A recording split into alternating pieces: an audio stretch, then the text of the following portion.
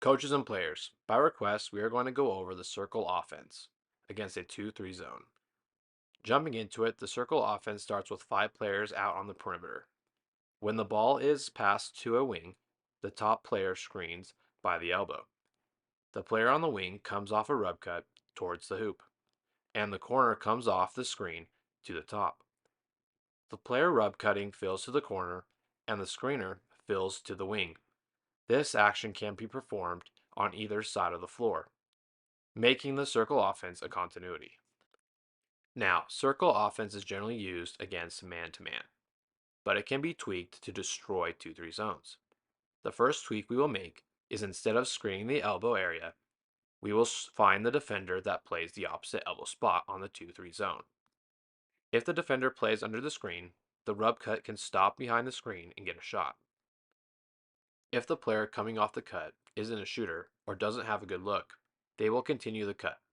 When they get to the ball side elbow slash high post area, they are going to pause and look for a pass. If there is a catch in the high post, we play out of it. The two corner players will dive to the hoop, and the two players on the wing find openings on the perimeter. Usually, it is best to drop down to the free throw line extended, so the high post player can see. Just like with any zone, looking opposite is beneficial because zones usually shift toward the ball. Looking opposite here gets the offense an open three. If the screen is set and the defender jumps high side to stop the cut, or the shot, we will have the screener slip to the high post for a catch, looking to score. Looking opposite and looking for the cutters, going towards the hoop. The next option is to have the corner player make an L cut and get a catch up top.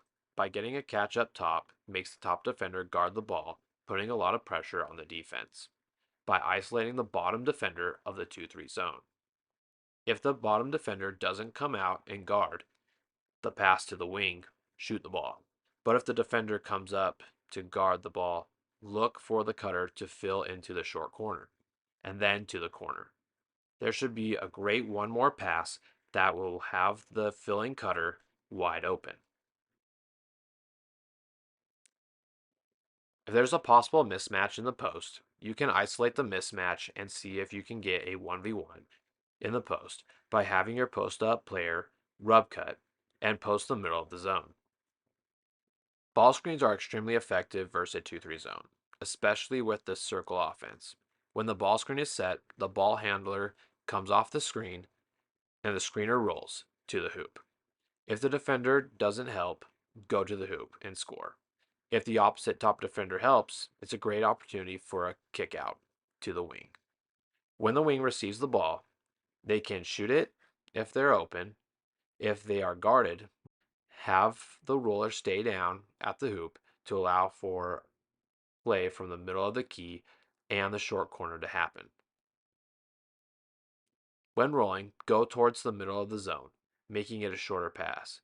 When catching the ball, it will be in the heart of the zone, making it easier to pass to the short corner or perimeter, and giving the roller the opportunity to choose a side to score. When playing against zones, it's important to shift the defense and see how the defense reacts. Sometimes one pass is all you need to get the defense to shift and get an easy bucket. Just like when a pass back from 1 to 5 happens, it can create openings to drive and score. Thank you for watching. I hope you guys found this helpful. If you haven't yet, like and subscribe to make it easier to come back and reference this video. And if you want to see the full man-to-man breakdown of the circle offense, the link will be down in the description. Thanks for watching, y'all.